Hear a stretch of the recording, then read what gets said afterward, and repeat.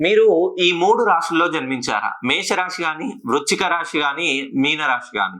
మీరు ఇతరులకు సహాయం చేయడంలోనే ఉపయోగపడుతుంది. మీ జీవితం మొత్తం ప్రతి ఎదుటి వారి కోసం అన్నట్టుగానే ఉంటుంది. ఇంట్లో వాళ్ళు మీరు చీపురు పుల్లలా తీసేసిన సంఘంలో మాత్రం మీకు మంచి కీర్తి ప్రతిష్టలు అనేది వస్తాయి.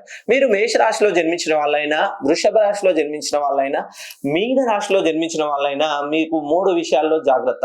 మీరు ఎవరినైతే నమ్ముతారో నమ్మిన వాళ్ళ చేతిలోనే మోసపోతారు.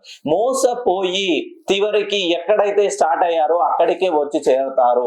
మనకి ఒక సర్కిల్ లాగా మీ జీవితంలో ఉంటుంది.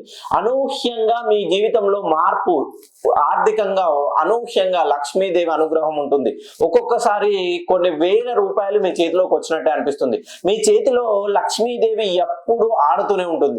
మీరు ఏదైనా కష్టం అని చూడండి, లక్ష్మీదేవి ఎవరి రూపంలో ఒక రూపంలో మీ దగ్గరికి వచ్చి చేరుతుంది.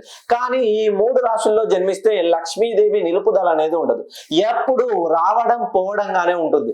సర్కిల్ కి చూసినట్టయితే ఎక్కడ కూడా ఎండింగ్ పాయింట్ అనేది ఉండదు.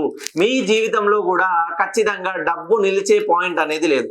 ఒక్కసారి మీరు మేషరాశిలో జన్మించిన, వృషభ రాశిలో జన్మించిన మరియు మీన రాశిలో జన్మించిన మీ పేరుని 180 డిగ్రీల పైకి సరి చేసుకొని చూడండి.